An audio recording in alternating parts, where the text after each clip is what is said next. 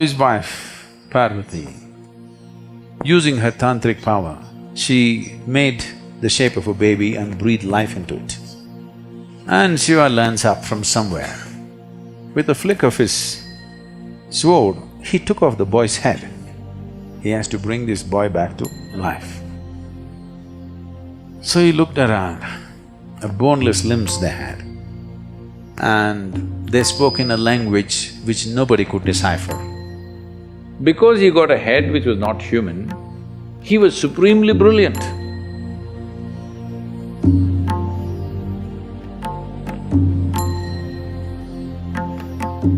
So Manasarovar is significant because it is culturally significant because whenever Shiva is a bit of a vagabond householder, he goes away.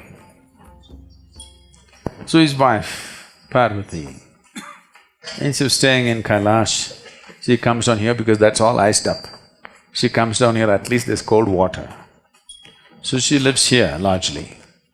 So more time was spent here than there, so many things happened here.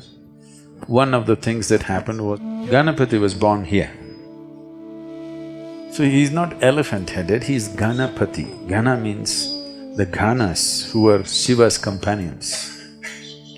Generally, they are described as distorted and demented human beings, or beings, not human beings. They did not have human form, they had strange forms.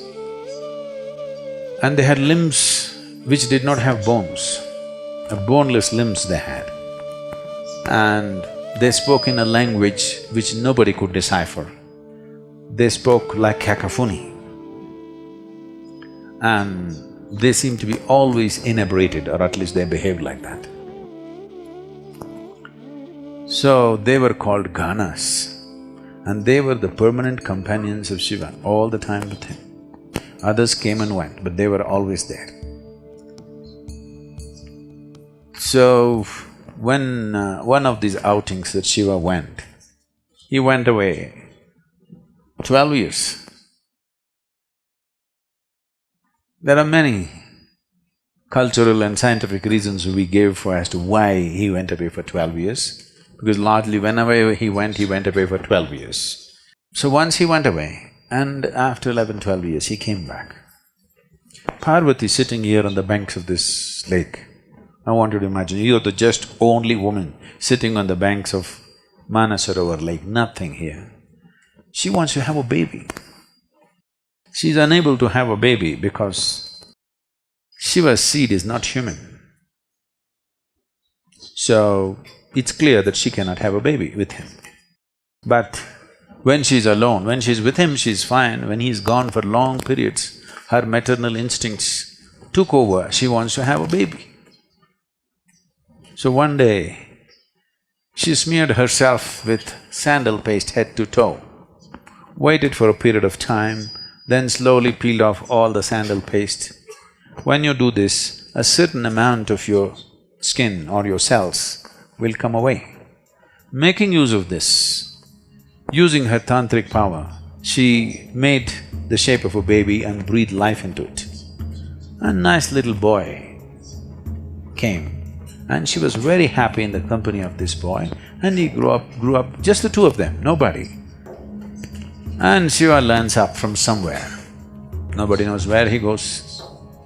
Him and his friends land up, full, all inebriated and happy, come to see his wife. He's that kind. And Parvati wants to have bath. So she set up a small barrier and asked the boy to watch out, that nobody comes this way. So the boy took this duty as he's very proud to guard his mother. So with a spear in his hand, he's walking up and down. He's looking for trouble. He wants to. Somebody should come now and he must fend them off. He desperately wants to do something for his mother. He's in that state. And Shiva and his friends landed up. So he wants to see his wife, he's coming that way. And the boy stopped him and questioned him, "Who are you?" Shiva thought, "Oh, you're asking me, who are you?" With a flick of his sword, he took off the boy's head and went to see Parvati. Very happy to see his wife after 12 years. But the wife saw blood on his sword and she screamed. And he got the works. Then he doesn't know what to do. He thought after 12 years he'll get a great welcome. Here she is freaking on him. She said, "You have to bring him back to life." He said, "That's not possible, he's decapitated, he's finished. I don't care what has happened, I want him back to life." Now if he wants to have his wife, he has to bring this boy back to life.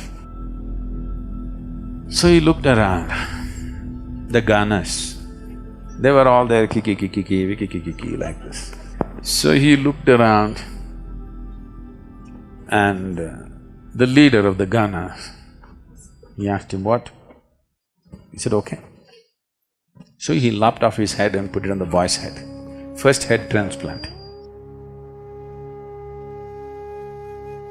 So now the boy had a human body and a Gana's head, the two chief of the Gana's head, and he had a limb which was boneless limb.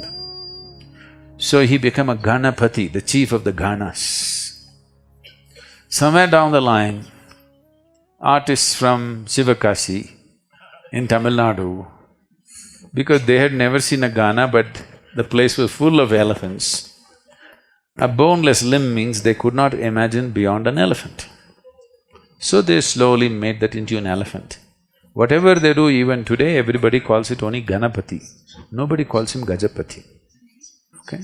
Some people have started writing songs these days calling him Gajapati, but it doesn't stick. Ganesh, Ganapati is what sticks because he is Ganesh, he is Ganapati. He is the king or the leader or the chief of Ganas. Because he got a head which was not human, he was supremely brilliant. Because of this extreme sense of intelligence, he did not allow anything to be an obstacle in his life. Every obstacle in life can be cleared if you have the needed intelligence, isn't it? So this is what he proved. So we called him Vigneshwara, he removed all the vignas because his intelligence is of that level.